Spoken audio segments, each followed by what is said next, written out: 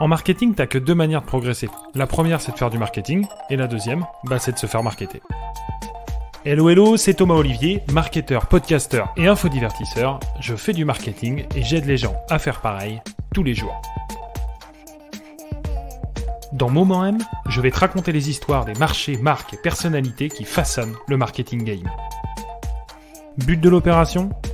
T'exposer suffisamment pour que tu puisses toi aussi raisonner comme un marketeur pro.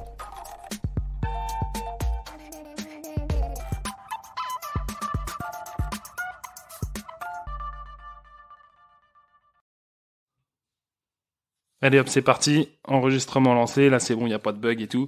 Salut Ben, c'est la deuxième fois que je te dis bonjour pour cet enregistrement, comment ça va ?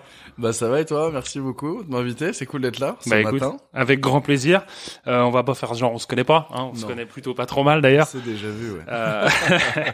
Donc écoute, ça me fait plaisir de te recevoir particulièrement parce qu'on se connaît, puis en plus on va parler d'une thématique qui est pas forcément la thématique dont on parle le plus, loin de là, donc dans le domaine de l'horlogerie. On va parler des assurances, puisque toi, tu es spécialiste là-dedans. Avant de rentrer dans tout ce détail un peu barbant, est-ce que tu peux déjà te présenter pour celles et ceux qui ne te connaîtraient pas encore ? Oui, avec plaisir. Donc Benjamin Robert, moi comme tu l'as dit, je suis dans le domaine des assurances, je suis courtier en assurance et plus spécifiquement, je suis cofondateur de Clever, jeune cabinet de courtage spécialisé dans l'accompagnement des entrepreneurs, que ce soit sur le pan privé ou pro. Et donc effectivement, notamment, on a développé un programme, on y reviendra, spécifique pour assurer les montres, beaux objets dont on va parler, je crois, aujourd'hui. Ouais, exactement. On va en parler en long, en large et en travers.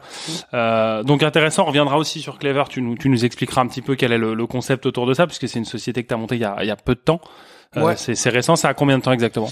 Clever existe juridiquement, on l'a monté avec Xavier qui est mon associé en mai 2022, le 10 mai 2022 l'immatriculation. Donc effectivement, société récente mais avec des gens qui ont un peu d'expérience, on y reviendra dans l'assurance donc. OK. Tout ça basé à Paris. Exactement. OK. On va laisser Clever de côté, on va en reparler après. On va s'intéresser au Benjamin Robert, passionné d'horlogerie pour démarrer. Cette passion pour l'horlogerie, elle vient d'où déjà et à partir de quel moment tu commences à avoir ça ? À partir de quel moment tu commences à kiffer un peu cet objet et cet univers-là ? Alors moi les montres ça a été avant tout une émotion, c'est venu par le cadeau au départ. En fait la première montre que j'ai eue, elle m'était offerte par mon oncle. Alors à l'époque c'était une montre DDP, donc tu vois on revient vachement loin en arrière, mais j'avais trouvé déjà à l'époque l'objet sympa, l'objet t'avais le sentiment d'être un grand quand t'avais une montre. Donc ça revient il y a quelques années, je devais avoir 10-12 ans quand j'ai eu la première. OK. Donc voilà, en fait, c'était vraiment la première relation avec la montre, c'est l'émotion, c'est le cadeau de qui elle venait et un petit peu ce pseudo-statut qu'est donné à un petit garçon de pouvoir lire l'heure comme un grand. De devenir un grand, ouais, OK. C'est ça. Donc DDP, donc marque qui a dû disparaître, je sais pas si ça existe encore DDP aujourd'hui. En SAP, je sais pas, en montre, c'était absolument pas des flèches, c'était pas des mouvements incroyables, mais pour le coup, elle m'avait marqué, je me rappelle avec le petit bonhomme, le bracelet bleu. Ouais, exact. Voilà. J'ai eu quelques trucs DDP aussi, c'est vrai que c'est une marque à l'ancienne ça, ça nous rajeunit pas tellement l'histoire. T'as quel âge toi exactement ? 30 ans, fraîchement. 30 ans, exactement. Et tu tu viens de les fêter il y a... Exactement. Exactement. Il croit se souvenir que j'étais là. OK. On reviendra sur ces 30 ans, sur le petit cadeau qu'elle a avec, qui va nous intéresser aujourd'hui. Mais c'était pour contextualiser un petit peu le DDP, quand t'avais 10-12 ans, essayer de remettre un petit peu une date. OK. Donc ça, c'est la première montre tout court. Ensuite, comment évolue, je sais pas si on peut mettre ça dans la catégorie horlogerie au sens noble du terme, mais effectivement, ça fait souvent cette première relation. C'est la première montre qu'on t'offre et tout. Donc, la dimension cadeau est intéressante. Ensuite, comment tu progresses un peu dans cet univers-là ? Comment tu arrives à être aujourd'hui propriétaire de très jolis modèles et passionné surtout ? C'est venu au fur et à mesure avec le temps. Je crois que derrière il y a eu un certain nombre de montres, mais qui m'ont pas forcément marqué. Ça revient plutôt après quand j'ai 18 ans, où là j'ai une montre qui marque, pareil, un cadeau. Première automatique est une Sterling, qui est une marque qui est pas forcément super connue, qui a été créée en 1999 par un Américain et qui reprenait en fait le nom d'un horloger suisse qui était assez connu dans les années 1800, Mark Sterling si je dis pas de bêtises. Et donc en fait, il a développé un concept de montre avec des mouvements qui étaient assez intéressants, notamment des mouvements tourbillons, à des prix méga accessibles, donc avec des mécanismes chinois. On n'est pas sur de l'horloger suisse. Et après, mes envies ont évolué, mais j'ai encore cette montre et je la trouve intéressante parce que elle tient dans le temps. C'est c'est plutôt de bonne facture par rapport au prix. Elle m'avait permis à l'époque d'avoir un modèle que je t'avais montré avec une tourbillon qui est super top, parce que pour aller chercher des tourbillons aujourd'hui dans les marques qui sont plus les marques qui m'attirent, on n'est plus du tout sur les mêmes budgets. Et voilà, donc ça c'est la première montre qui m'a marqué derrière. Et après ça a été vraiment des étapes de vie. Quand j'ai commencé à bosser, je m'étais offert une autre montre qui était une Nixon que j'ai toujours. Après j'ai eu une montre qui m'a marqué, qui était une Murat, toujours sur des marques un peu plus basiques, qui m'a été offerte quand j'ai signé mon premier contrat avec un senior dans le premier cabinet de courtage où j'ai travaillé. Donc Jean-François, si tu nous entends, merci. je l'ai toujours, cette Salut Murat. Jean-François, ouais. Et après j'ai eu la première vraie montre, en tout cas moi qui m'a marqué et qui me plaît beaucoup. Je l'ai acheté il y a pas très longtemps, ça fait un peu moins d'un an. C'est quand j'ai quitté le monde on va dire du salariat pour partir dans l'entrepreneuriat. J'ai pris ma dernière prime avant de partir et je me suis dit que c'était une bonne idée de marquer le coup, et donc là je me suis acheté une Longines flagship sur laquelle j'ai flashé dans un magasin dès que tu connais en occasion, puisqu'elle avait une histoire. Moi je suis hyper sensible aux histoires des objets. Et c'est une montre qui avait été achetée sur la 5e à New York par un Nantais. Donc elle a la particularité d'avoir des inserts, ce qui est peu commun sur le marché français pour Longines, qui moi me plaît bien. Et donc du coup j'ai acheté cette montre-là, et on peut dire que c'est ma première vraie montre et qui m'a fait rentrer dans le mouvement des marques un peu plus connues avec des mouvements automatiques. Et voilà, c'est comme ça que ça a vraiment démarré. Et j'avoue que là depuis ce moment-là, il y a eu 2-3 autres qui se sont enchaînés un peu rapidement et la collection ça a grandi assez vite. Ce qui me marque surtout, c'est que, et ce qui est intéressant, puisque on se pose souvent la question de d'où vient ce truc-là et quel intérêt de mettre autant d'oseille dans une montre, quel intérêt d'avoir ce type d'objet qui, dans l'absolu, en termes de features, tu vois, en termes de fonctionnalité, sert pas à grand-chose. Et c'est tout l'enjeu aussi du podcast d'ailleurs, mais toute la dimension market autour de ça. Et toi, ce qui est intéressant, c'est que on voit bien dans ton parcours horloger, parcours de collectionneur, que tu passes en fait d'un modèle à l'autre pour marquer une époque, le début d'une ou la fin d'une autre. Pour le côté émotionnel, c'est ça qui te rapproche plus finalement que le prix, le mouvement, tout ce qui va autour. Finalement, c'est tiens, à tel moment je matérialise une période, et c'est comme ça que tu le racontes là d'ailleurs. Donc ça, je trouve ça hyper intéressant. Donc finalement, t'as appelé ça la première vraie montre, je crois. Moi, je dis première belle des fois, même si t'as eu d'autres mécaniques avant. C'est vrai que les autres donnent l'heure aussi. Ouais, c'est vrai que les autres donnent l'heure également, etc. Mais donc tu parles notamment de cette Longines, donc achetée chez Prior Vintage, on peut dire les noms. De toute façon, il n'y a pas de sponsoring et tout, mais comme j'en ai parlé dans un autre épisode, autant donner leur nom. Donc qui est un AD nantais qui a ouvert une boutique spécialisée dans les montres vintage, montres d'occasion. Tout à fait. Et t'as parlé de l'histoire de cette montre. Donc ça va m'intéresser, on va pouvoir rentrer un peu là-dedans. Quand tu dis histoire, quand tu dis c'est un truc qui a été important pour toi, est-ce que t'as choisi la montre en fonction de, ou est-ce que ça a fini de te convaincre du style, tiens, j'aime bien ce modèle, et le mec, effectivement, qui est assez bon là-dedans, pour le coup, dans cette boutique-là, te raconte bien l'histoire du produit et tout. Qu'est-ce qui te convainc finalement dans un modèle acheté d'occasion, pour le coup, parce qu'il n'y a pas d'histoire quand c'est pas d'occasion, ou elle est différente. Qu'est-ce qui te convainc quand tu achètes un produit comme ça? Alors moi déjà il y a le côté j'ai le côté visuel design. Il faut que ce soit un coup de cœur. Je compare des fois ça. Deux mondes différents, mais typiquement les sneakers. T'achètes une paire de sneakers parce que t'as le coup de flash, et si tu forces c'est pas bon. Donc là les montres, moi j'ai vraiment ce côté où il faut que le look, le design me plaise. Ouais. Donc ça c'est le premier sujet qui va m'attirer vers le produit. Et après j'ai tendance à me dire ok, si je connais pas l'histoire de la marque, c'est quoi l'histoire de la marque, c'est quoi l'histoire de ce modèle, qu'est-ce que ce modèle est dans la marque. Okay. Et puis après je passe du macro au micro, et tu continues de rentrer en me disant ok, donc je flash, j'étais avec Manon que tu connais, ma chérie, et ma belle-mère, avec qui on passe le bonjour d'ailleurs. Ouais, voilà, bonjour ma chérie. Et donc du coup on rentre dans ce magasin, j'étais rentré pour essayer un autre modèle, tu dois te douter lequel. Et du coup finalement bon ça le fait pas, et j'essaye cette montre là, effectivement comme tu le dis, je flash, je m'intéresse au modèle, je la trouve super jolie, et le truc qui me fait basculer, et là t'as raison, moi c'est hyper important, l'émotion qu'il y a derrière l'objet, parce que pour moi ça reste des objets porteurs d'émotions, sinon ça n'a pas de sens pour moi. Oui, c'est clair, d'histoire en fait, ouais. On peut entreposer plein d'objets, moi je préfère en avoir moins, mais dans lesquels il y a une histoire et une émotion.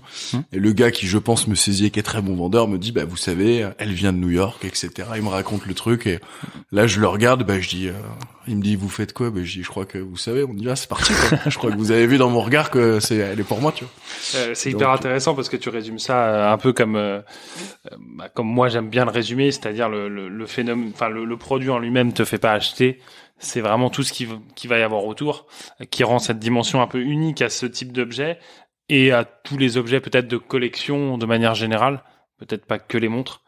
C'est peut-être un peu pareil pour les voitures, par exemple, les voitures de collection. Je sais que t'aimes bien aussi les bagnoles, donc t'as peut-être un petit parallèle à faire avec ça, mais la dimension historique, le fait que tu vas porter pendant un petit bout de temps, et généralement, ce qui est tout l'intérêt d'une jolie montre, c'est que ce sera peut-être encore ici après toi, tu vois. Probable. Je te souhaite de rester un petit moment, mais ouais, ça démarre, on va continuer un peu. Tu vois ce que je veux dire? C'est des montres enfin des objets qui peuvent tenir 50 ans sans problème, 100 ans sans problème, etc. Et c'est ça qui est assez intéressant, c'est que tu la portes un moment pour pouvoir aussi peut-être la céder, donc qu'elle te survive, et puis participer justement à cette histoire avec un grand H de l'objet.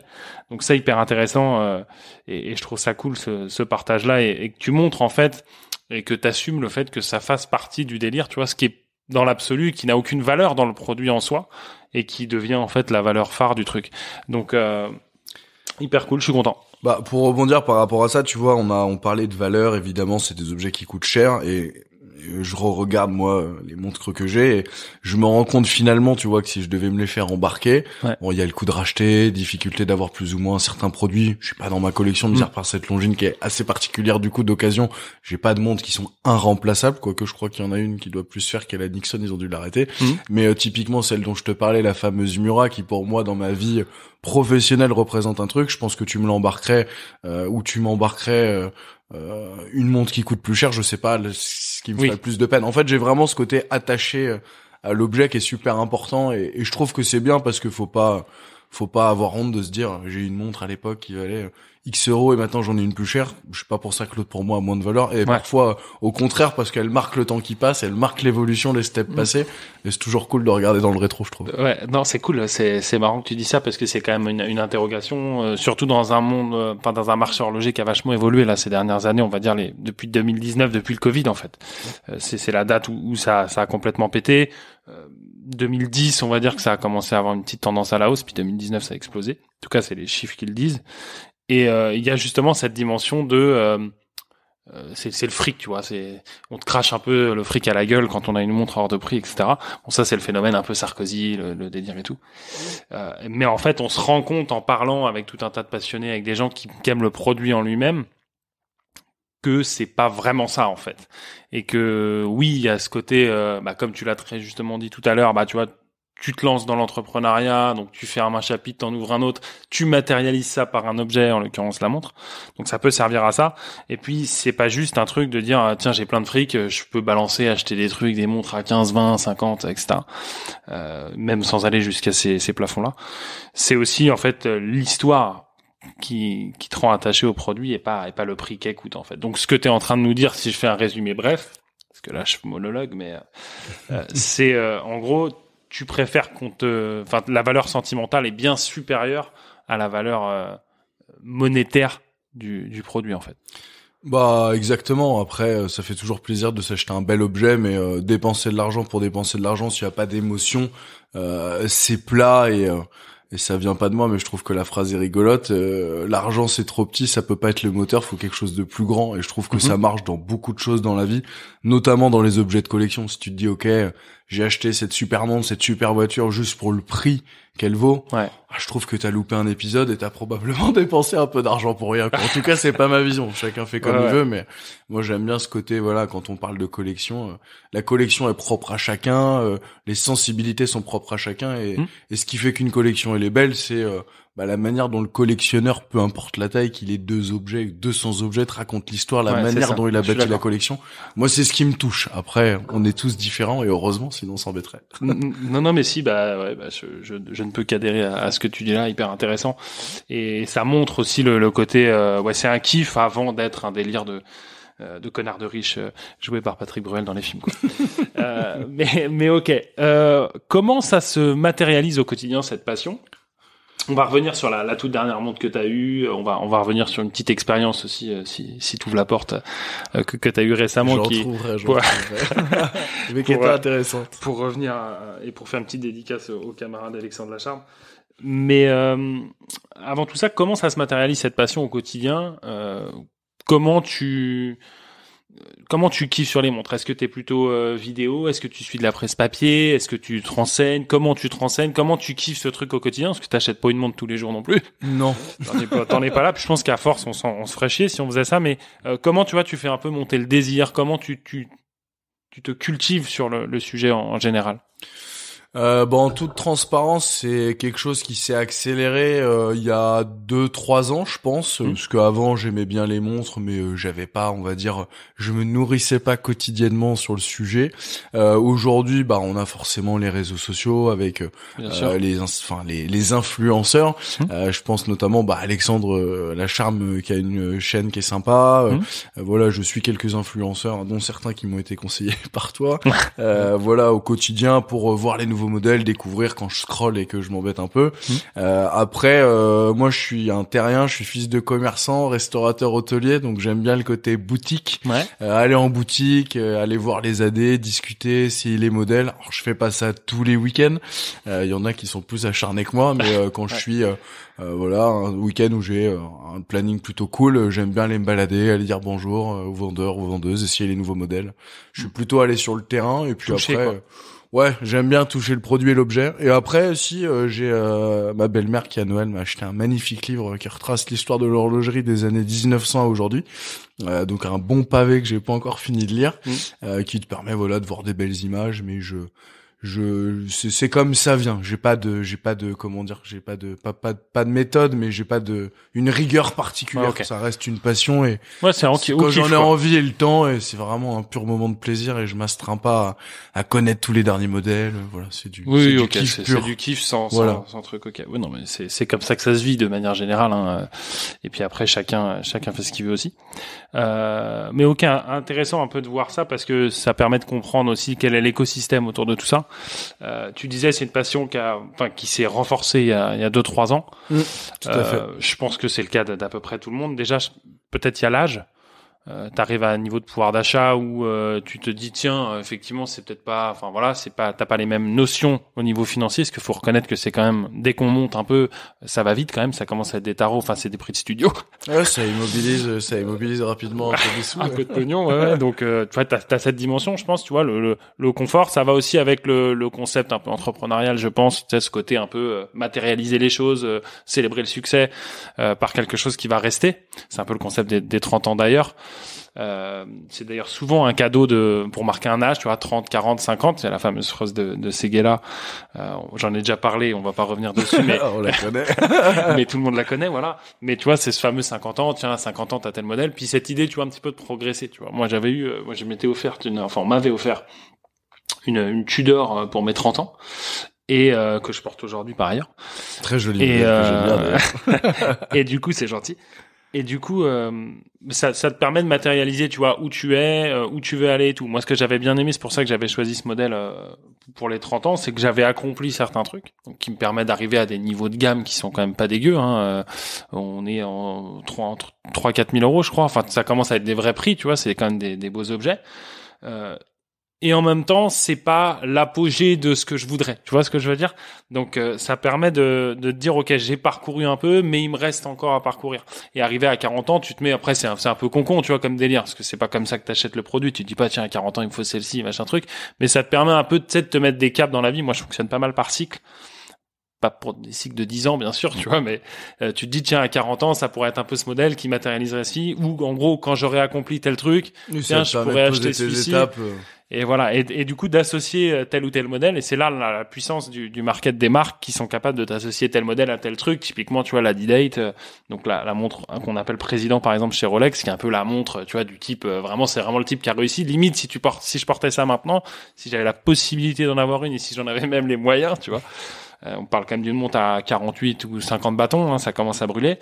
Dans l'absolu, tu vois, je sais pas si je serais très à l'aise avec le truc, dans le sens, c'est même pas le prix, tu vois, c'est juste me dire, est-ce que je suis vraiment légitime à porter ça maintenant tout de suite? Est-ce que t'as aussi ce sentiment Bah, en fait, il y a un sujet. C'est sûr que quand tu commences à arriver sur certaines montres, mais j'avais vu le même phénomène avec les voitures, c'est-à-dire que, mais enfin, on sans faire de démagogie bas de gamme, on est dans un pays où il faut faire attention à la manière dont on affiche les choses. Après, moi, je suis assez adepte, avançant dans le temps et ma chérie m'a bien accompagné sur le chemin, sur le vivons heureux, vivons cachés, qui finalement peut-être la meilleure forme de luxe possible, en tout cas, d'avoir des choses. Je pense vraiment que il y a des gens typiquement, tu vois, qui vont avoir les moyens de s'acheter une montre à X dizaines de X ou au-dessus de la dizaine de X de milliers d'euros, mais qui vont pas être à l'aise avec ça parce qu'ils trouvent que ça n'a aucun intérêt de mettre autant d'argent dans l'objet, ou simplement qui ne vont pas oser le porter. Donc ça, je pense que c'est vraiment quelque chose de très personnel. Après, effectivement, j'allais te dire, ça dépend des situations de chacun, vraiment. Enfin, moi, j'ai pas de problème avec la personne qui va se dire, on va reprendre la marque Rolex, qui est populaire malgré tout, malgré la difficulté d'accès. En fait, elle plaît, histoire populaire à la base, qui plaît à tout le monde, qui va plaire à toute typologie. Je veux pas m'embarquer sur le terrain glissant, mais qui va pouvoir plaire à toute typologie de la population. Et t'as des gens qui vont se saigner à blanc pour s'offrir ce type de bijoux, voire même contracter des crédits. Et moi, j'ai pas de jugement. Si c'est ton kiff et que tu veux foutre 12 000 euros à crédit dans une montre et que ça te rend heureux, fais-le. Et puis t'as des gens qui vont avoir un côté un peu plus rationnel, qui vont poser les choses. Ça, j'ai envie de te dire, pour moi, en tout cas, personnellement, c'est libre à chacun. Plus personnellement, alors, du coup, j'ouvre la porte sur laquelle tu m'emmenais tout à l'heure. Moi, il y a une marque, effectivement. Alors, moi, je suis pas focus Rolex. J'ai d'autres marques que je trouve très jolies. J'aime cette diversité, m'ouvrir à d'autres univers, pas m'enfermer. Bon, malgré tout, Rolex reste un incontournable. Rolex, c'est Rolex, quoi.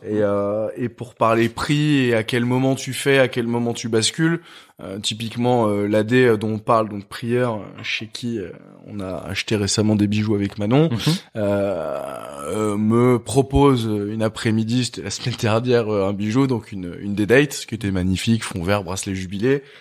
Datejust, pardon, excuse-moi. Parce que là, le mec, il est... En fait, la boîte a pas 6 mois, elle a 6 ans, donc là, dans le futur. Non, la Datejust, autant pour moi. Et donc, du coup, elle me propose cette montre-là et c'était hyper intéressant de vivre l'expérience parce que d'un coup, tu te dis, ok, je l'ai au poignet, je peux partir avec, c'est possible. Et à un moment donné, bon, déjà, tu te poses, tu réfléchis, tu lui dis, ok, je vais voir ce que je fais. Même si au fond de toi, tu sais déjà, et là, j'en reviens en tout cas pour moi à la notion de, est-ce que c'est raisonnable par rapport à mes finances actuelles, quoi. Et est-ce que dans le moment de vie où je suis, dans les kiffs que je me suis déjà fait dans ce domaine-là, c'est-à-dire que moi, je venais d'enchaîner coup sur coup cette Longines, une autre montre dont peut-être on parlera tout à l'heure, que vous m'avez offert. Les 30 ans, je crois que tu y as participé pour mes 30 ans. Une semaine après, je me dis ça n'a pas de sens. Et donc, je rappelle l'AD en lui disant, bon, écoutez, je préfère me focus sur le modèle que je vous ai demandé, qui est plus rare, donc qui est la Perpetual Oyster Perpetual bleue en 41, et en lui disant, bah, finalement, non. Je la prends pas. Parce que, tu discutes et que finalement, à aujourd'hui, acheter cette montre aurait été un peu ridicule financièrement, carrément ridicule par rapport au projet actuel. Tu vois, notamment on se marie cette année, on vient de monter une entreprise, donc pour moi ça n'a pas de sens. Et au final, avec une semaine ou deux de recul, quand le gosse qui est en toi redescend, tu te dis en fait ça n'avait pas de sens tout court. Est-ce que je l'aurais vraiment apprécié? Donc je pense que c'est très personnel à chacun, mais faut pas faire n'importe quoi et ça reste des objets de passion. La passion doit pas être dévorante et doit pas marcher sur le quotidien et sur ce qu'on a besoin pour vivre sa vie sereinement. Et ça doit pas être un stress financier. À mon sens, faut pas se mettre dans des angoisses pour ça. Ouais, donc, non, mais ça c'est important, je pense. C'est une charge mentale après. On a d'autres charges mentales dans la vie que de payer une montre, tu vois. Je pense qu'il y a beaucoup plus important, même si ça reste des objets qui viennent agrémenter d'un peu de saveur. Oui, c'est du plaisir, quoi. Voilà, c'est des condiments de vie, tu vois. C'est pas le nécessaire. Ouais, c'est clair. Mais ce qui est intéressant là aussi, c'est que tu racontes finalement assez brièvement et on comprend bien l'idée. C'est le parcours d'achat, comment ça se passe en fait. C'est-à-dire qu'on est sur une marque, alors qui est très très spécifique parce que ce serait aller à 2-3 marques près. C'est très très difficile de les avoir, mais c'est pas le cas pour tout le monde. Si tu veux t'acheter n'importe quelle autre marque un peu plus classique, je sais pas si on va chez Cartier, qui est une marque que j'aime bien, je vais en prendre une que j'aime bien pour pas que ça fasse bâtard, tu vois.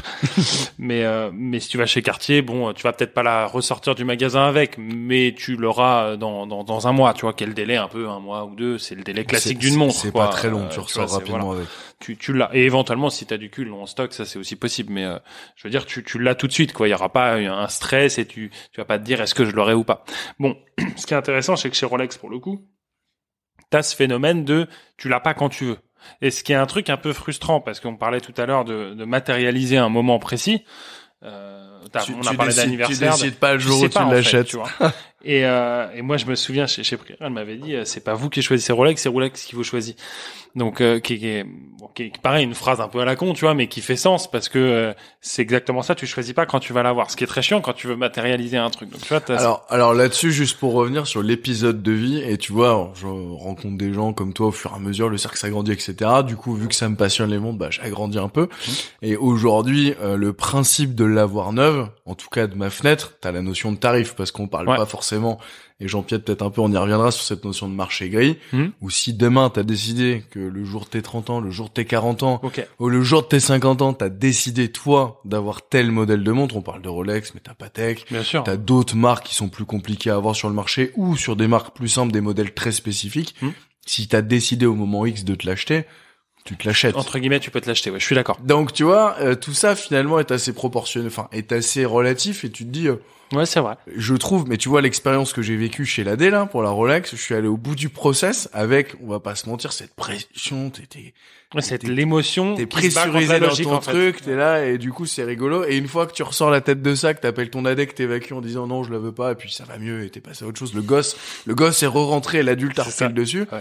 Tu te dis qu'au final, cool, et en fait, c'est toi, à n'importe quel moment, qui décide d'acheter ou pas une montre. Après, tu sais que dans certaines conditions, ça va te coûter plus cher. Mais si tu décides que ton goal, c'est de t'acheter le jour de tes 50 ans, ou le jour de tes 60 ans, le jour de tes 30 ans, telle montre, et que c'est un projet de passion, et que raisonnablement, tu mets de côté tous les mois, tous les ans, c'est toi qui décides. Après, t'as ce côté, moi, typiquement, sur cette marque précise, où j'ai envie de me faire le kiff de me dire, ok, je l'ai eu, j'ai attendu, c'est ce moment précis, parce que ça en rajoute dans l'histoire, et quand tu racontes dans ta collection comment je l'ai eu, combien de fois je suis passé voir mon AD, quel jour, et en fait, c'est ce qui rend l'objet encore plus sympa et qui le charge émotionnellement, je trouve. Le désir et tout ça, ouais, non, mais c'est clair. Mais non, tu illustres parfaitement le côté l'émotion d'abord. Ouais. Et puis ensuite, éventuellement, peut-être il y a un peu de logique, et encore, tu hackes un peu le système parce que on est sur un produit que les vendeurs n'ont pas besoin de vendre. C'est-à-dire que la montre est partie 1 heure après ton coup de fil, quoi. Ça doit être frustrant pour eux, par exemple. C'est ça. Donc en fait, ils n'ont pas de travail de vendeur, en fait, ce qui peut permettre à la fois d'être passionné complètement, ce qui est le cas chez certains AD, ce qui est moins le cas chez d'autres. Mais en tout cas, t'as pas cette dimension qui te dit le vendeur doit absolument te vendre ton produit. Tu me racontais en off, on va pas rentrer dans le détail, mais que t'avais un petit peu ce phénomène aussi. C'est-à-dire qu'ils sont pas là pour te vendre à tout prix le bordel, quoi. En fait, ils ont pas besoin. Ils savent que tu la veux. Après, ils veulent pas mettre les gens dans la merde, créer une sorte de. Ils sont là pour te faire plaisir. Ouais, c'est ça. C'est la marque cadeau. Les vendeurs de kiff. Cet AD, en l'occurrence, n'a pas qu'une marque, c'est pas un exclusif. Ils font des bijoux, ils font plein de choses et ils récompensent leurs clients. Mais bon, après, sur cette marque-là, en tout cas, pour aller au bout de ma démarche vis-à-vis de Rolex, c'est une manière d'appréhender le monde du luxe, mais dès que tu rentres dans l'automobile, qui est aussi un milieu qui me passionne, quand tu vas chez Ferrari sur des modèles très particuliers, je te prends le Puro Sanguet, on pourra en parler. C'est pas le sujet du podcast, mais moi j'ai un client, parce que tu sais que j'ai travaillé dans ce domaine-là, qui a voulu se positionner, etc. Enfin, dès que tu rentres sur des voitures très particulières, même chez Porsche, tu rentres sur des modèles très particuliers de chez Porsche, tu rentres dans cette logique-là. Donc après, j'ai envie de te dire, soit t'y adhères, soit t'y adhères pas. Si t'y adhères pas, c'est pas une marque qui est faite pour toi. Et je te prends typiquement une autre montre que j'aime beaucoup, qui est la Super Océan de chez Breitling. t'as envie de t'acheter une Breitling et une belle montre et t'as pas envie de galérer, tu traverses, tu vas chez Breitling et tu repars avec. Ouais, Donc si, tu vois.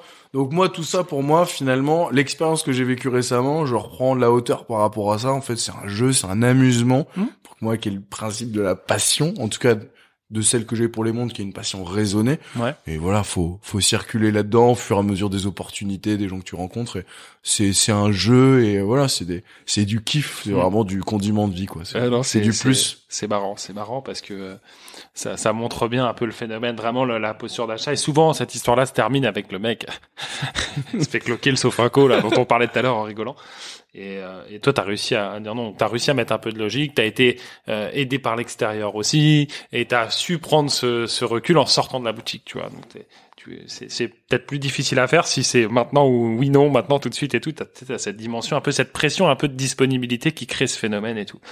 Mais ok, très cool. On avance un peu et on va commencer à rentrer dans la dimension un petit peu, j'allais dire oseille, un peu du produit. Donc, tu vois, ça montre bien le côté passion, c'est qu'on n'en a pas encore trop parlé, mais cette dimension proche un peu de l'investissement, de la valeur de ce qu'on porte, parce qu'on est quand même en train de parler de sommes qui, alors même si Rolex, dans le marché de l'horlogerie de luxe, c'est plutôt un bébé, hein, plutôt un entrée de gamme, hein, enfin en tout cas pour les modèles un peu classiques. Il y a toujours du lourd ou les métaux précieux, mais si on reste sur de l'acier classique, on est sur des montants qui doivent être à une moyenne peut-être de 10, je crois que la moyenne chez Rolex c'est entre 10 et 12 000 euros de panier moyen, en fait. Si tu restes sur les configurations traditionnelles. Si tu enlèves les métaux précieux, l'or rose, etc., ou l'ever rose, comme ils appellent ça, je crois. Mais au final, voilà, t'es sur des montres à 10-12 000 euros, ce qui est une somme, enfin voilà, ça fait 1000 balles par mois, quoi, hein, ça fait pratiquement un SMIC sur 10 mois, quoi. Ça commence à faire un peu de bruit quand même. Ça fait des sous. Mais ça reste de l'entrée de gamme au niveau de l'horlogerie de luxe. Donc dans un marché de luxe, on est plutôt sur le démarrage. C'est pas Audemars, c'est pas Patek où tu vas être rapidement à 30 ou Vacheron Constantin où tu vas être à 50. Enfin, tu vois, on reste sur des. Tu peux accélérer très fort sur certaines marques suisses bien connues. Ouais, c'est ça va très vite, tu vois.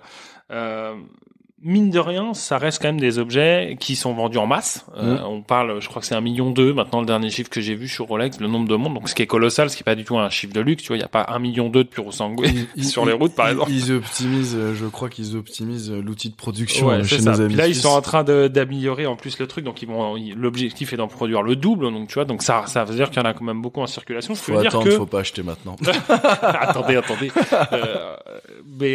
Non, mais c'est pas dans le conseil d'investissement que je voulais partir, mais c'est, tu vois, l'idée de se dire que il y en a beaucoup en fait en circulation, des objets comme ça qui peuvent paraître inaccessibles pour peut-être certaines personnes, mais qui finalement sont vendus en masse. Le marché de l'horlogerie, j'ai plus les chiffres donc je vais pas les sortir, mais ils sont importants. Le marché de l'occasion, je crois les pronostics en 2030 c'est 30 ou 35 milliards, je crois, et ça va représenter un peu plus de 50% du marché global. Donc on est sur des marchés qui potentiellement doivent être aujourd'hui à peut-être 40, peut-être 50 et qui vont passer à 60, 70. Bon bref, sans rentrer dans ce détail de chiffres que j'ai pas, c'est un vrai marché, il y a de l'argent là-dedans et il y a de l'argent qui sont pas toujours des mecs ultra blindés qui peuvent se permettre, si tant est qu'on puisse, se permettre de perdre 10, 15, 20, 30, 40, 50 000 euros.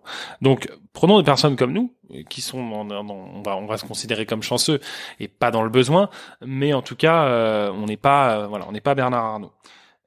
Du coup, il y a ce phénomène autour des montres qui fait que plus d'engouement, une typologie très différente de personnes, donc des gens plus jeunes, donc avec un pouvoir d'achat traditionnellement moins élevé, qui arrivent sur ce marché-là, qui possèdent des biens qui valent beaucoup de pognon.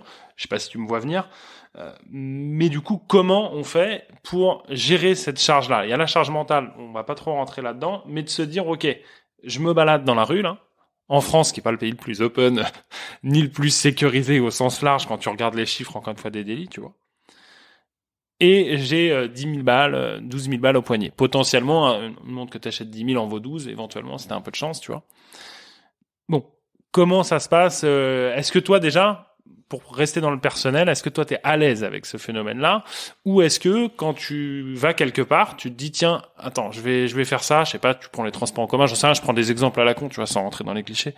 Est-ce que tu te vois, tu vois, là, je masque la montre, les gens voient pas, il y a pas de caméra, je suis un peu con, mais tu remets ta manche, tu vois, pour pas qu'on voit trop le produit. Est-ce que tu réfléchis à ce que tu vas apporter dans telle ou telle situation ? Mais je veux dire, pour des raisons de faut pas que je fasse le mariole, faut pas que j'en mette trop plein la vue. Oui, pour des raisons d'image. Pour des raisons d'image ou de sécurité au sens large, tu vois. Alors là, du coup, je suis entre le perso et j'ai le côté pro un petit peu, mais en fait aujourd'hui, alors moi j'ai pas de modèle à 10, 15, 20 000 euros, donc j'ai pas ce sujet-là, mais je pense qu'en fait avant tout c'est une attitude déjà.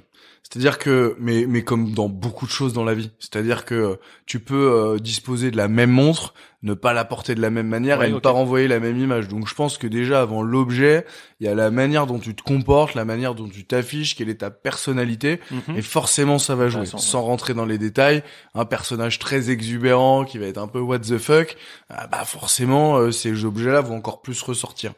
Typiquement aujourd'hui, t'es dans les transports en commun, est-ce que t'as besoin sous ta veste ou sous ton manteau de tirer pour ressortir l'objet, et est-ce que l'objet est finalement plus beau quand tu le devines que quand il est exposé? Là, c'est des sensibilités. J'avoue que depuis quelques années, j'ai plutôt tendance à changer, parce que plus jeune, j'étais peut-être plus démonstratif. Le côté démonstratif, besoin de... Donc là, bon, voilà, on évolue heureusement, parce que sinon on s'ennuierait avec nous-mêmes. Mais moi, j'ai aussi le côté sur ce positionnement où le fait de deviner une belle montre, ou est-ce que t'as besoin de l'avoir pour la montrer aux autres, ou est-ce que t'as juste besoin de te dire que le matin quand tu la mets t'es content, et quand tu bouges un peu que tu la...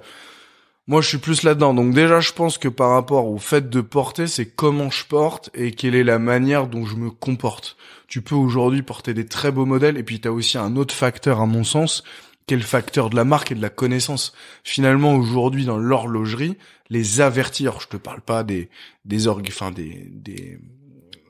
criminels spécialisés qui vont, on parlera, aller s'organiser pour aller dérober certains bijoux, etc. Aujourd'hui, dans le commun, dans la culture populaire, t'as quelques marques qui sont connues parce qu'elles sont relayées par des footballeurs, par des rappeurs, pas des personnalités. Tu prends Rolex, tu prends Patek Philippe, les Royal Oak, les Nautilus, etc.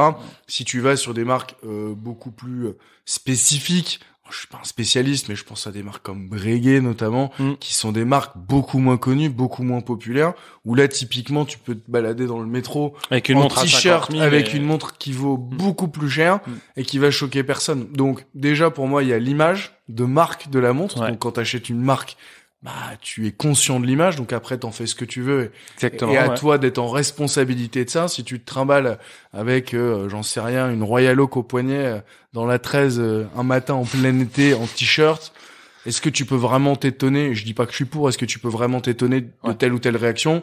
Finalement, cette montre-là, tu peux la mettre dans un autre contexte quand t'es en voiture ou quand t'es dans le week-end, et puis tu peux te permettre de mettre une montre plus adaptée à la situation. Et finalement, j'aime bien, ce que je trouve cool dans la collection, c'est ce côté caméléon en fait. Quelle montre je mets à quel moment pour créer quelle émotion dans quel contexte. Tu vois, typiquement aujourd'hui, je sais que je viens de voir, j'ai pas pléthore, j'en ai quelques-unes, je me dis laquelle je mets. T'as le petit jeu, tu vois. Et donc typiquement quand tu te dis, j'en sais rien, je suis dans les transports en commun ou je pars en vacances, ou potentiellement tu vas laisser sur la plage ou machin. Bon voilà, si tu pars avec telle typologie de montre que tu te la fais voler, je pense que tout ça se pilote intelligemment. Après, il y a le risque qui est, on va dire, incompressible de tomber sur la mauvaise personne au mauvais endroit au mauvais moment. Mais dans l'attitude, déjà, je pense que tu peux déjà atténuer beaucoup de choses. Voilà, c'est ma vision personnelle. Je suis assez d'accord. Et puis t'as mis le doigt sur un point essentiel, qui est de dire que tu peux ne pas tolérer certains comportements, mais tu ne peux pas dire. Moi, il me gêne pas. Je suis. C'est ça. Mais tout le monde est pas en cap. Moi, quelqu'un qui va être très exubérant, à la limite, s'il se sent bien dans ce personnage, moi, il me dérange pas. Oui, t'es pas dans un jugement de valeur. Je suis pas dans la frustration, je suis pas dans... Mais, la jalousie et tout, faut anticiper que potentiellement, dans un panel de personnes, ton attitude, mais je pense que ça vaut pour les montres ou d'autres choses. Bien sûr. Ton attitude va engendrer chez une tel ou tel type de personne. Tu peux pas ignorer la réaction des autres personnes. Exactement. Chacun a le droit d'avoir ses émotions et ses réactions, et il faut se positionner en fonction de ça et ne pas s'étonner. Mais je défends pas ceux qui ont des mauvaises réactions. Loin de là, et c'est un truc qui m'énerve profondément. Mais on évolue dans un monde qui est comme ça et il faut savoir s'adapter à son environnement. Le principe du caméléon, et moi, mon premier job, c'est d'être commercial. C'est la base, c'est de savoir faire le lien, c'est savoir t'adapter à ton environnement, et je trouve que les montres se prêtent comme beaucoup de choses très bien ça. Tu prends la mode, typiquement, tu peux arriver avec des pièces de mode. Alors, moi, je suis quelqu'un d'ultra basique, je suis pas un expert de mode, j'ai pas de pièces fortes, mais tu peux avoir des pièces fortes très techniques qui vont être très prisées par les connaisseurs et aller être baladé dans la rue et que personne ne voit ce qui se passe. Voilà, je pense que tout ça se travaille, et faut mettre un peu d'intelligence là-dedans ou être prêt à assumer les réactions des gens. Exactement. En tout cas, tu peux pas faire comme si t'étais surpris de telle ou telle réaction puisque tu sais que ça va se passer comme ça. Faut s'assumer. Et c'est typiquement le propre. Alors toi, t'as utilisé le terme vendeur, mais ou commercial, je sais plus ce que t'as dit exactement, mais moi, je vais utiliser le terme marketeur pour prendre encore plus de hauteur. C'est un peu le propre du truc, c'est de dire, il y a pas de bien, pas de mal. Notre boulot n'est pas d'avoir un jugement ni une opinion. D'ailleurs, ce qui serait dangereux d'avoir une opinion, en tout cas pour bien faire le boulot.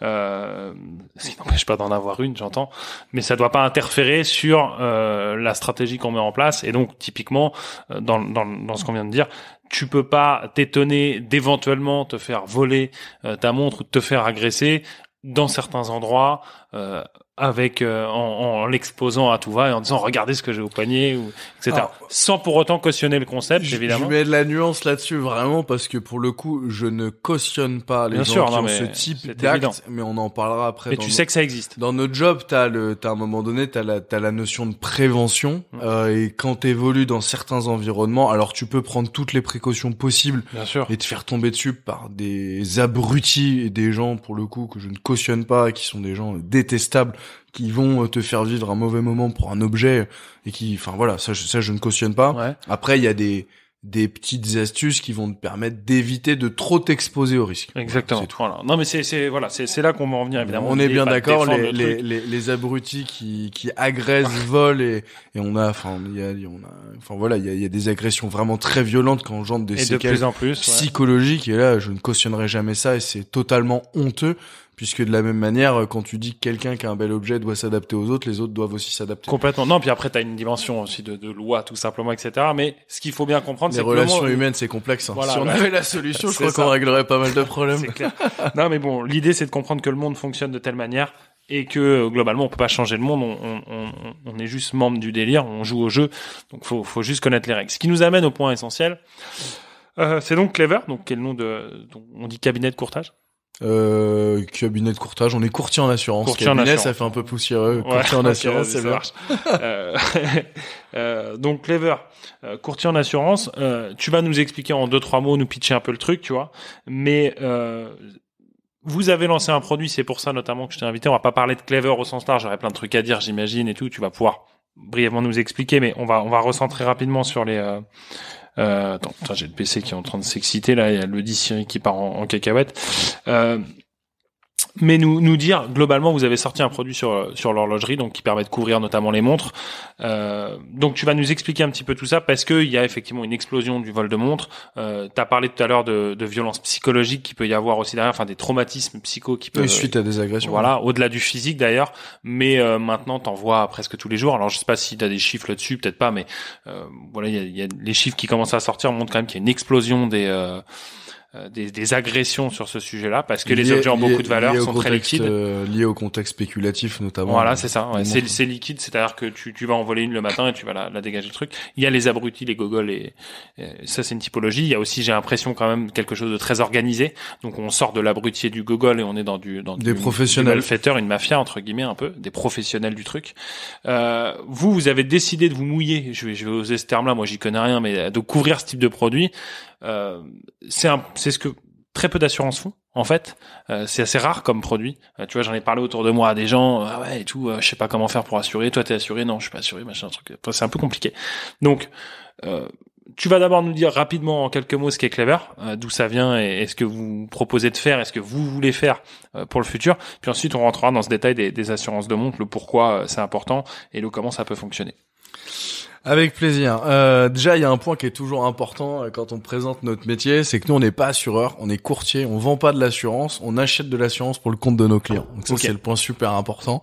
On fait partie de l'écosystème de l'assureur, mais nous, on est vraiment un intermédiaire entre le client et l'assureur. On co-construit des produits par rapport aux besoins de nos clients et on vient acheter les placements sur le marché. Après, on fait vivre les programmes. Donc, c'est quoi faire vivre le programme? C'est l'exécution de ta promesse client. C'est le jour où t'as un sinistre d'être là et d'être payé. Donc, notre métier, en fait, il est assez simple.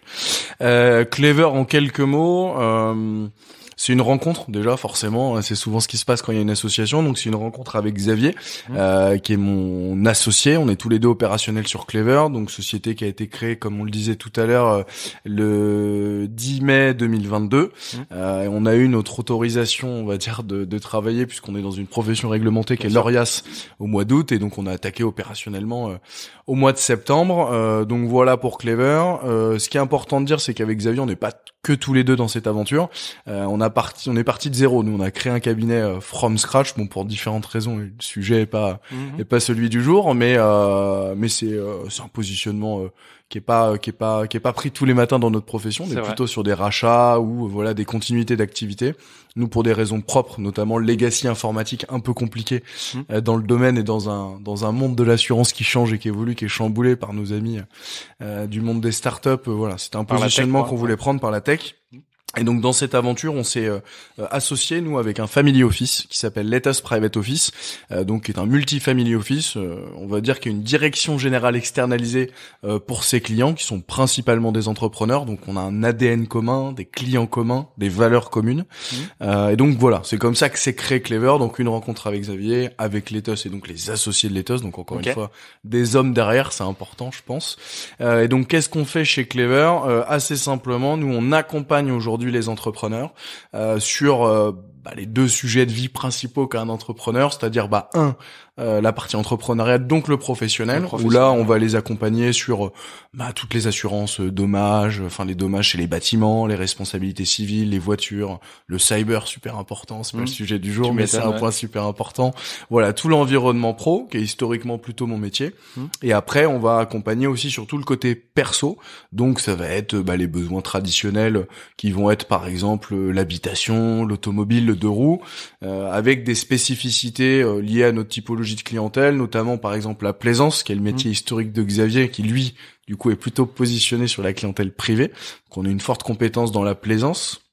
Et on sait aussi accompagner nos clients sur les besoins plus spécifiques, sur notamment les collections, donc les œuvres d'art, les montres et bijoux, les collections de voitures. On a aujourd'hui la chance d'accompagner très belle collection en automobile, et on va avoir aussi pour les plus avec des passions un peu différentes, l'aviation. Enfin voilà, on est vraiment capable de faire du sur-mesure et on est un créateur de produits pour le compte de nos clients. Donc transition sur ce produit montre. Le mec est fort, le mec fait tout seul. Je coupe mon micro, je le casse. On fait pas tout, on essaye vraiment d'accompagner les entrepreneurs au mieux, et l'idée c'est de les décharger de l'assurance, et que l'assurance ne soit plus un problème et ne soit plus un frein. En tout cas, c'est sortir la charge mentale notamment. Voilà, c'est ce qu'on essaye de faire, et on le fait bien, je pense. Écoute, tant mieux, j'espère que vous le faites bien. A priori, nos clients sont satisfaits. C'est ce qui compte.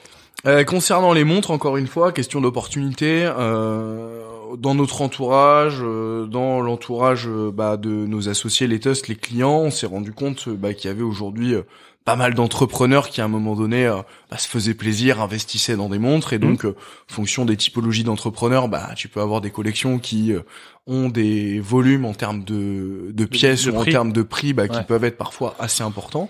Et donc on a commencé à creuser, on s'est rapproché de pas mal d'AD, notamment sur Paris. On citait Bucherer qui nous a aidé dans les discussions, notamment La Sossois aussi, qui sont des AD assez connus sur Paris. Voilà, avec qui on a co-construit un peu en bonne intelligence entre les passionnés, les porteurs, les AD dans cet écosystème. On aime bien partir de l'écosystème pour créer un produit qui correspond, parce qu'un produit, un écosystème, à notre sens, c'est pas le bon sens. Non, puis en général, ça passe pas très bien. Ça marche pas parce que tu réponds pas aux attentes. Et donc, du coup, on a construit vraiment ce produit ensemble. Et donc aujourd'hui, on a créé ce qu'on appelle nous un intercalaire. Chez un courtier, c'est un mot barbare pour dire qu'un texte spécifique qui appartient au courtier, ou en tout cas que le courtier a négocié avec une compagnie ou plusieurs compagnies d'assurance.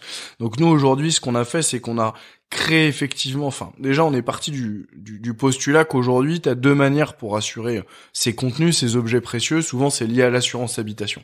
Donc tu as soit la possibilité de te dire aujourd'hui dans mon habitation, parce que dans mes volontés d'achat ou dans mes volontés de de kiff. J'ai une habitation traditionnelle. Quand je dis traditionnelle, c'est pas la taille, c'est les meubles. J'ai pas forcément des toiles de mettre au mur. J'ai pas des meubles de fou furieux. J'ai pas un contenu. Pas les sculptures, t'as pas les J'ai pas œuvres, un contenu. Objet de valeur, en fait, c'est pas comme ça qu'ils appellent ça un peu. Bah, tu peux, en fait, t'as ce qu'on appelle le contenu. Ton contenu, ça va être tes meubles, ça va être, voilà, t'as des gens aujourd'hui qui, dans des maisons, sont capables de mettre le prix de certains appartements bien sûr, en meubles. ouais. Donc voilà, tu vas avoir ces gens-là qui, là, partent sur des contrats spécifiques, habitation grande demeure, on va dire, dans lequel, là, effectivement, tu peux avoir des notions de couverture de montre assez poussées, de couverture de bijoux, également portée. Alors, on y reviendra, quel gros sujet, où là, nous, on est vraiment allé travailler, on est allé chercher la petite bête.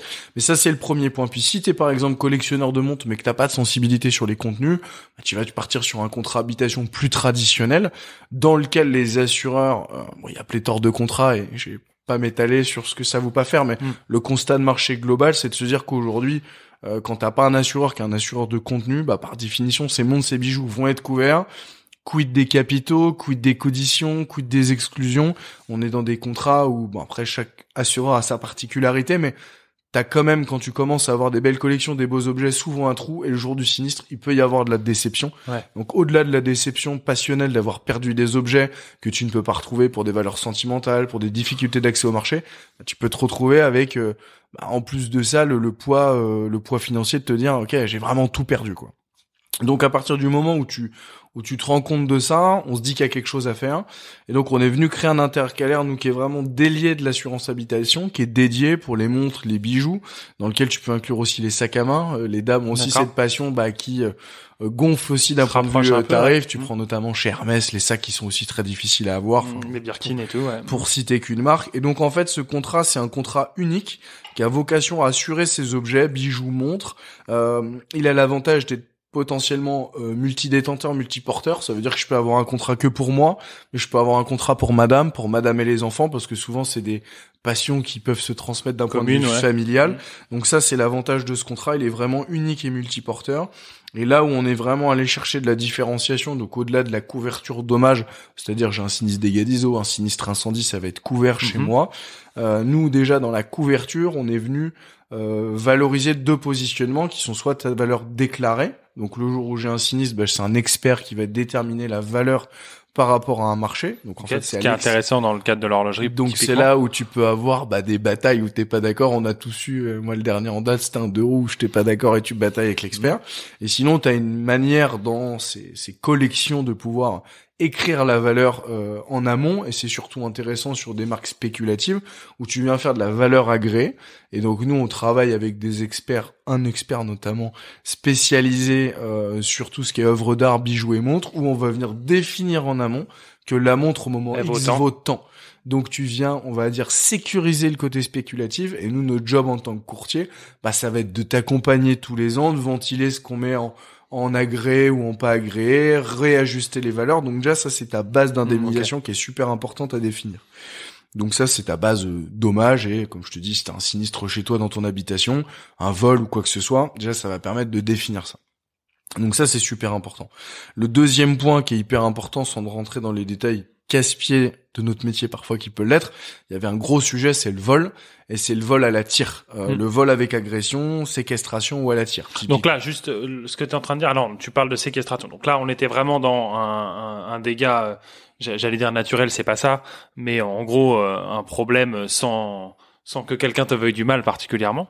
Sans cause humaine. Voilà, sans cause humaine, voilà, j'allais dire ça. Enfin, pas direct en tout cas. Voilà. T'es pas à l'abri du dégât du voisin. Mais c'est ça. Mais en tout cas, voilà. Et là, on entre dans la deuxième partie, qui est une partie qui concerne plutôt acte délibéré d'un autre humain. Ouais, c'est ça, le vol et l'agression. Et en fait, aujourd'hui, chez toi ou à l'extérieur. Alors, en fait, quand tu commences à t'intéresser un petit peu, moi, j'en suis pas là dans la gestion de ma collection, mais quand tu commences à avoir, et là, on en vient en fait.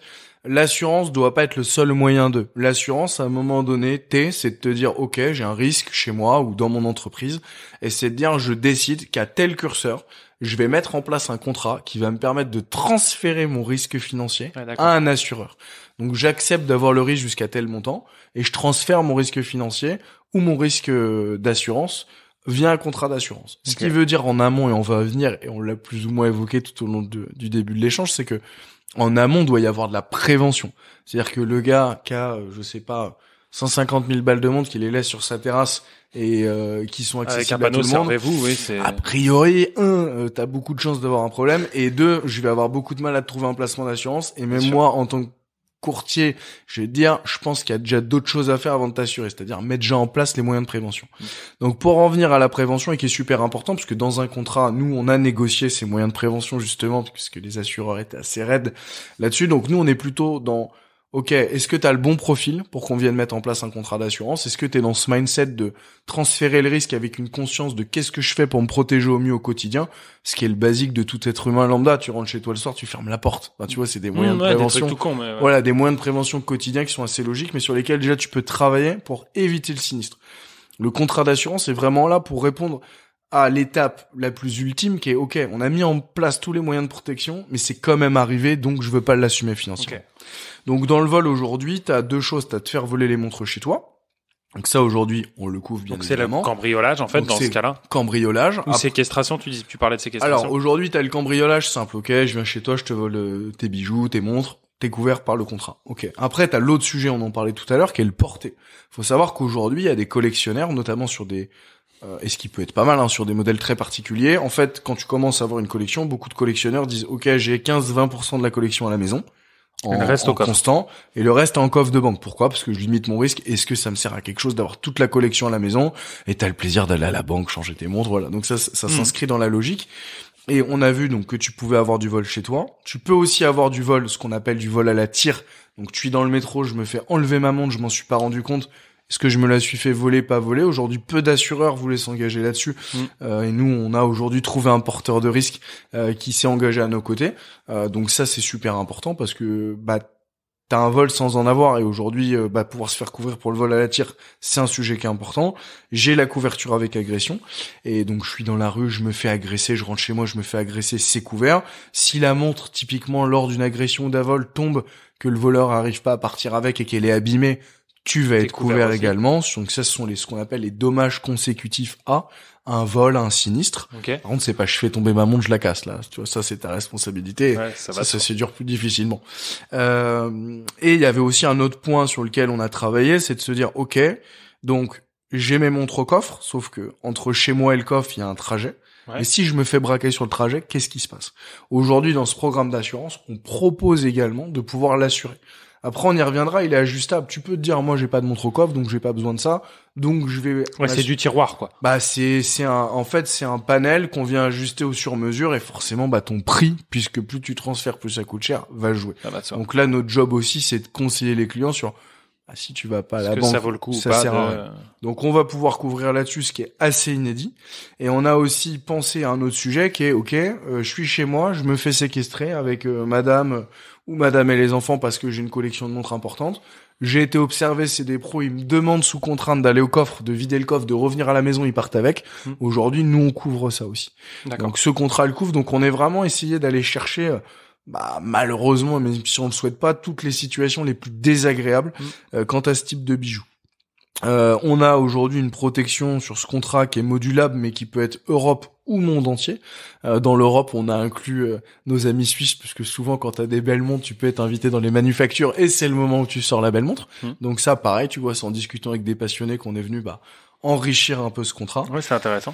Et après, là où il y a d'autres plus sur ce produit-là, on l'a pensé un peu vie quotidienne, c'est que typiquement demain, on parlait de montre valeur agréée, je sors de mon AD, j'ai acheté une super belle montre, je me fais voler dans les 72 jusqu'à 72 heures, ce modèle, et j'ai pas eu le temps d'avoir cette valeur agréée par mon expert, elle va être couverte à la valeur définie par l'AD. Donc ça, c'est une souplesse qui paraît courte, mais qui est déjà dure à négocier. Ouais, bien sûr, j'imagine, parce que le risque est important.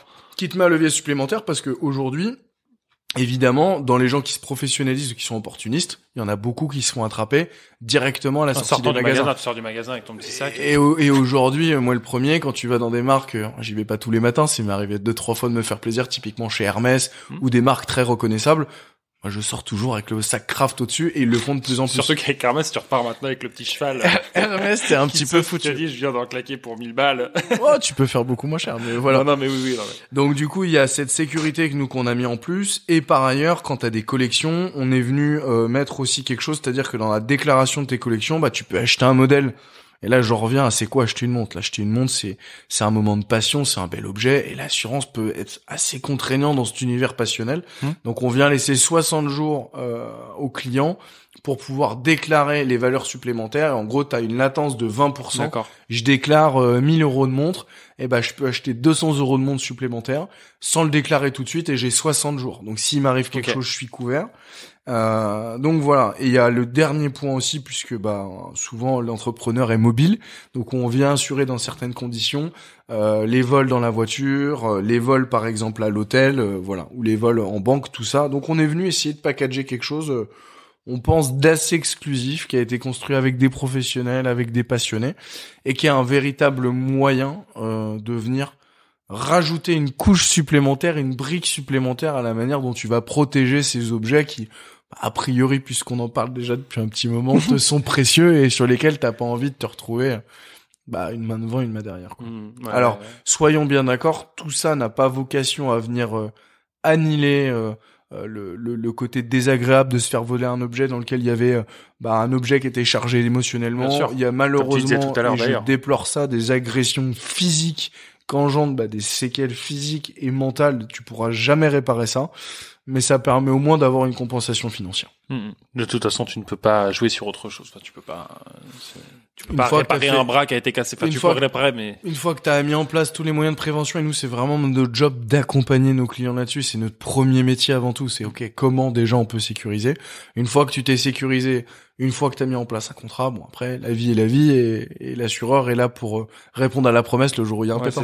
Mais bon, quand on commence à avoir une collection et qu'on commence à avoir de l'importance sur cette collection, au-delà de la valeur, t'as la valeur financière notamment, mais voilà, c'est venir protéger, comme tu viens protéger ta voiture, comme tu viens protéger ton appartement. Voilà, il faut savoir qu'en France, la seule assurance obligatoire, c'est la notion d'RC.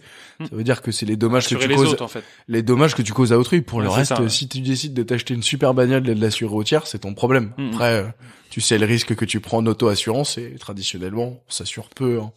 La voiture neuve, elle est rarement entière. Voilà, exactement. Tout ça, après, c'est très personnel, et c'est à nous de construire ça avec les clients, et chacun sa stratégie assurantielle, comme chacun sa stratégie d'investissement dans quelque support que ce soit, ou sa stratégie de vie. Voilà, chacun est libre de faire ce qu'il veut. Nous, on est vraiment l'architecte de nos clients pour construire un produit qui répond à leurs besoins et qui les sécurise. C'est ça notre job. Ok, premier point, diagnostic que je fais de tout ça qui est hyper intéressant, c'est que vous êtes bien parti, et ça c'est un truc qui est essentiel. Voilà.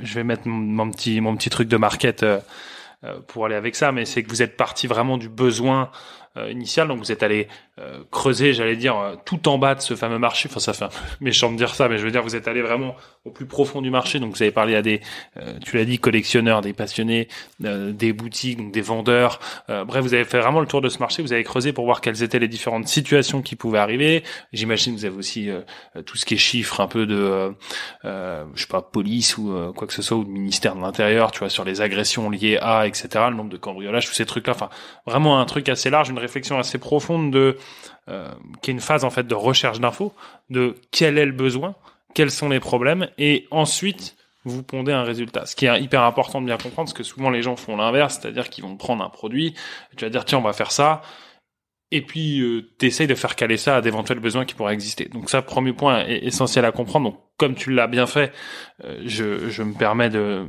le mettre en avant ici, puisque le podcast tape sur l'horlogerie, mais sur le marketing aussi. Et ensuite, deuxième point qui me vient là, parce que je t'ai trouvé vraiment très clair. Tu vois, j'ai pas de questions qui me sautent à la gueule comme ça là après ce que t'as dit. T'as été clair. On sent que le gars a quand même un peu d'habitude, tu vois.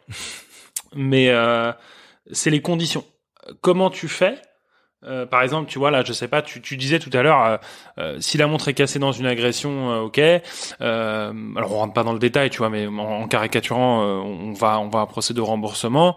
Si je la casse tout seul. Évidemment, je suis pas remboursé. Tout ça est très logique, dit comme ça. Concrètement, comment tu sais, qu'est-ce qui m'empêche de faire ce qu'on appelle l'arnaque à l'assurance aujourd'hui? Comment ça fonctionne? Quel est le process à partir du moment où tu as un souci? Comment ça se fait?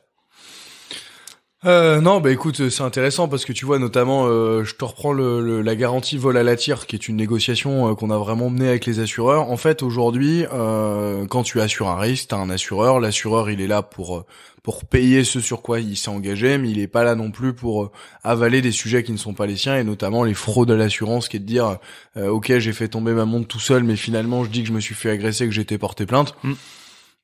Je vais être très franc avec toi, si t'as envie de me raconter une histoire et que t'as envie que je croie à ton histoire et que t'es mordicus sur cette histoire-là, c'est toi qui es en responsabilité, c'est toi qui déclares ce que tu veux déclarer. Nous, on est vraiment que le bras armé du client vis-à-vis de l'assureur. Maintenant, aujourd'hui, typiquement sur ce type de produit très spécifique, on n'a pas vocation, nous, aujourd'hui, à aller accompagner des gens qui sont dans cette logique, puisque bah ça va pas dans le sens de ce qu'on a mis en place dans ce contrat-là, et des gens qui sont dans cette logique-là vont se retrouver à utiliser l'assurance de la mauvaise manière, donc avoir des résultats sur leur contrat qui sont pas bons. Donc on va être dans des notions de revalorisation de la prime d'assurance, de réajustement. Donc au final, Et donc au final, le client, ça va pas lui convenir, parce que quand t'es dans cette logique de gratter, de faire de la fraude à l'assurance, t'es pas dans une logique de voir tes primes augmenter. Donc on est plutôt aujourd'hui, et parce que le marché est comme ça, que le marché est dur sur ces typologies d'assurance, on n'est pas dans une sélection, j'aime pas le terme, mais on est dans une philosophie. C'est-à-dire que quelqu'un qui va avoir la philosophie de mettre en place des moyens de prévention, on va se battre au quotidien pour maintenir les tarifs, pour faire le job, pour voilà. Après, si demain t'es dans cette logique-là, je pense qu'assez naturellement, tu finiras par te dire que le contrat c'est pas une bonne idée, puis on finira par se dire que travailler ensemble c'est peut-être pas une bonne idée. Et voilà. Ok, c'est un phénomène qui existe, ou c'est parce que nous on en parle comme ça parce que tu vois, moi je suis pas du tout là-dedans. T'as forcément des gens qui aujourd'hui n'a pas fait une arnaque à l'assurance avec la responsabilité civile de faire tomber ton iPhone. Voilà, j'ai fait tomber mon iPhone, ou la fille de mon pote l'a fait tomber quand on était au bateau, et bizarrement on n'a jamais retrouvé. Quoique attention aux conditions générales et particulières, mais non, oui, t'auras toujours ça. Après, nous on est aujourd'hui dans un échange de proximité avec nos clients, et en tout cas, on a la chance aujourd'hui de pas avoir des clients qui sont dans cette logique. Peut-être un peu moins ça aussi, et sur des produits comme ça. Non, moi, tu vois, c'est le premier truc qui me vient tout de suite, parce que je me dis, ok, si les autres assurances y vont pas, c'est probablement qu'elles osent pas aller couvrir ce risque. Peut-être que cette raison-là en est une, parce que c'est assez facile finalement de dire que s'il suffit. Alors attention, là, je prends des guillemets, mais s'il suffit de porter plainte, tu vois ce que je veux dire? Non, aujourd'hui, il y a une chose qui est sûre, oui, t'as raison. On a emmené un assureur aujourd'hui sur certains intercalaires qui décide d'aller. Ce qu'il faut savoir dans l'assurance, c'est que pour qu'il y ait contrat d'assurance, il faut qu'il y ait un porteur de risque. Il faut qu'il y ait un client, ça c'est important, mais il faut qu'il y ait aussi un porteur de risque, donc un assureur. Nous, on est encore une fois l'architecte entre tout ça. Fonction des typologies de choses, de biens que tu vas vouloir assurer, tu vas avoir plus ou moins de profondeur de marché. Je te prends l'assurance multirisque habitation. Aujourd'hui, quasiment tous les assureurs y vont, des nouveaux acteurs y vont. C'est un marché sur lequel tu as beaucoup de profondeur, sur lequel il y a beaucoup de volume d'encaissement, et donc forcément sur lequel les assureurs, même s'ils sont pas fans de cette typologie de situation, ça va se noyer un peu plus dans la masse. Dès que tu commences à rentrer sur du micro-marché, où tu as moins de porteurs, où tu as plus d'exposition, etc., il y a forcément un regard beaucoup plus important des assureurs. Et donc, encore une fois, je pense très sincèrement, quand tu commences à rentrer dans cette logique-là, de te dire, parce qu'il faut quand même aller loin, c'est-à-dire qu'il y a des gens qui vont se dire, quoi, un programme d'assurance, payer une assurance tous les mois pour mes montres, mais ça sert à quoi? C'est, tu vois? Donc je pense que déjà, quand tu rentres dans le mindset de te dire, ok, je vais faire attention à comment elles sont chez moi, comment je peux faire en sorte de pas trop les exposer, de si quelqu'un rentre chez moi, je suis en train de te dire ça, moi elles sont toutes sur ma table de nuit, il faut que je change complètement la méthode. Mais voilà, c'est déjà quand t'es dans cette logique de sécurisation et que tu vas jusqu'au transfert d'assurance, je pense pas que tu sois dans ce mindset d'arnaque à l'assurance. Voilà. C'est je te fais un peu une réponse de Normand, mais non mais c'est intéressant, parce que la question est un peu con aussi, tu vois, mais c'est forcément le premier truc qui me vient sur l'assurance, c'est ces trucs-là. T'as quelqu'un qui prend le risque à ta place, c'est un peu l'idée, enfin en tout cas qui viendra le couvrir s'il se passe un truc. Forcément, tu peux dire il se passe un truc quand il se passe rien, quoi. En fait, je veux dire, et quand tu vois un peu la mentalité de certaines personnes, alors après t'as bien répondu à mon sens, c'est que ça dépend aussi de la typologie de personnes, et qu'arriver à ce dont on est en train de parler depuis tout à l'heure, bientôt plus d'1 heure maintenant, forcément ça correspond peut-être pas à cette fameuse typologie, et puis t'as aussi j'imagine que vous choisissez un petit peu, enfin choisir les clients, c'est peut-être pas un mot joli en assurance, mais vous faites attention avec qui vous bossez quand même, quoi. J'aime pas le mot choisir les clients. Je pense que nous on est un pur métier de service, on est un métier d'humain, et je pense que t'as les clients avec lequel ça match, parce qu'on est dans des relations humaines, et je pense que voilà, tout ça permet de créer un écosystème global qui fait qu'on se retrouve dans des échanges tripartites qui sont du coup gérés par les courtiers et par Clever, qui fait que tout le monde arrive à mettre l'intelligence suffisante pour que le deal soit bon pour tout le monde, et c'est ça un bon deal, c'est quand tous les parties sont d'accord. En tout cas quand tous les parties sont satisfaits. D'accord au départ et satisfaits à l'exécution. C'est vrai, complètement. Ok, écoute, on a fait un bon tour déjà. On a parlé de pas mal de trucs. Je pense que les gens ont bien compris. La dernière question que j'ai envie de te poser sur ce sujet, avant de conclure, c'est est-ce que ça a été difficile de monter un tel produit ? Si oui, pourquoi ? Et plus généralement, pourquoi c'est si... Alors peut-être que je me trompe, tu vois, mais moi je regarde pas ça avec un œil d'expert, mais en tant que passionné, c'est des sujets... Je me suis déjà posé cette question, donc c'est venu naturellement comme on se connaît, mais sinon j'en aurais peut-être pas eu vent, tu vois. Je suis peut-être d'ailleurs un peu en exclu sur ce truc-là à la base, parce que tu m'en as parlé il y a quelques semaines ou quelques mois, alors on enregistre et c'était pas encore un produit sorti complètement, tu vois, on en discutait un peu en off. Mais pourquoi les autres ils vont pas, en fait, de manière générale ? Pourquoi il y a pas un produit aussi généralisé quelque part que l'assurance bagnole ou ce genre de truc, tu vois ? Pour deux raisons, parce que déjà aujourd'hui, comme je te le disais, il n'y a pas une appétence particulière des assureurs sur le sujet. Et puis il faut aussi avoir à l'idée que ça reste un micro-marché. Ouais. Aujourd'hui, nous on l'a développé parce qu'on a cette sensibilité, cette appétence, mais tu fais pas tenir le développement d'une société exclusivement sur ce produit. Ces petits volumes, quoi. Voilà, ces petits volumes. Auprès de passionnés qui ont vraiment envie d'aller jusqu'à pousser à assurer les montres, et voilà, je pense que on n'est pas les seuls aujourd'hui, il faut rester humble, on n'est pas les seuls à avoir la capacité d'accompagner nos clients là-dessus. Par contre, je pense que récemment, on est les seuls à s'être creusé autant la tête et à avoir un programme aussi complet. Là, je pense qu'il est différenciant, assez exclusif, et on l'a monté parce que c'était un besoin de nos clients, et je pense que ça permet de résumer assez bien ce qu'est Clever. On est là pour accompagner les clients dans leurs besoins, et on n'est pas juste là pour créer des produits de masse. D'ailleurs, on n'est pas un acteur de masse. T'auras bien compris qu'on est plutôt dans l'accompagnement de gens qui ont des besoins spécifiques, ou en tout cas qui ont besoin de construire quelque chose de sur mesure, et c'est pour ça qu'on l'a fait, et parce que on est aussi passionné, donc voilà, c'est l'occasion qu'a fait le larron. Ça marche. Écoute, c'est une bonne phrase finale. Avant de clôturer, qu'est-ce qu'on peut te souhaiter à toi personnellement, Ben, pour la suite de cette année 2023? Qu'est-ce que t'attends? Qu'est-ce qui fera que tu seras content de ton année 2023 le 31 décembre? Déjà à titre perso, on prépare un mariage, comme tu le sais, donc faut pas le foirer, quoi. normalement ça va bien se passer, donc c'est une année forcément importante pour ça à titre personnel.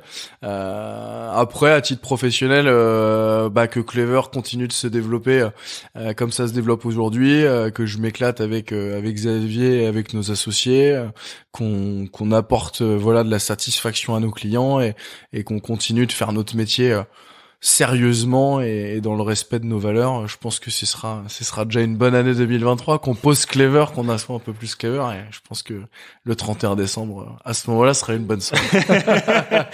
Yes, ok, écoute, impeccable. Dernier mot, je vais te le laisser, si tu veux dire aux gens où est-ce qu'ils peuvent te retrouver, comment ils peuvent te contacter s'ils sont intéressés par ce produit-là ou par toute autre chose. Bref, voilà, je te laisse les derniers mots de ce podcast.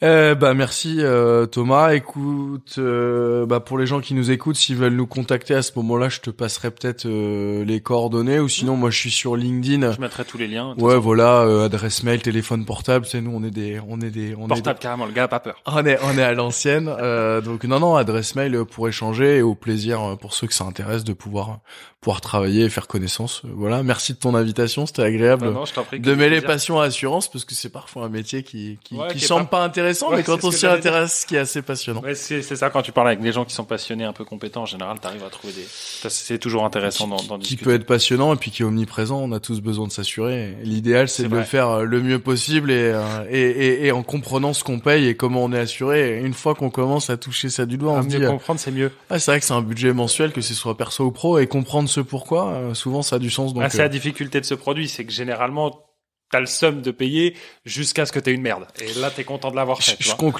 conclurai là-dessus. Alors, celle-ci, elle est pas à moi non plus, mais c'est une phrase que j'aime beaucoup. L'assurance te sert à rien, sauf le jour du sinistre. Ouais, c'est ça. Allez, on clôture là-dessus. Merci beaucoup, Ben, d'être venu tchatcher avec moi. Merci beaucoup, Thomas. Et puis, je vous dis à tous à très bientôt. Ciao, bye bye.